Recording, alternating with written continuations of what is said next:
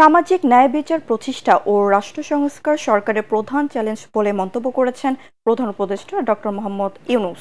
রাজধানীর একটি হোটেলে বেসরকারি সংস্থা centre for governance studies CGS আয়োজিত বে অব বেঙ্গল কনভারসেশনের উদ্বোধনী বক্তৃতায় তিনি দেশবাসীকে ধৈর্য ধরার আহ্বান জানান।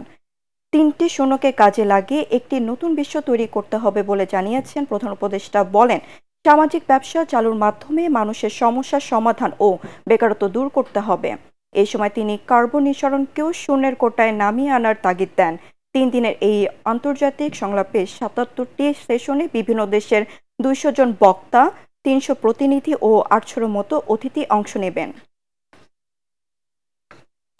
We need to create a world of 3 zeros: zero net carbon emission, zero wealth concentration by introducing social business to solve people's problems rather than maximizing profit, zero unemployment by turning young people into entrepreneurs rather than job seekers, which we do now.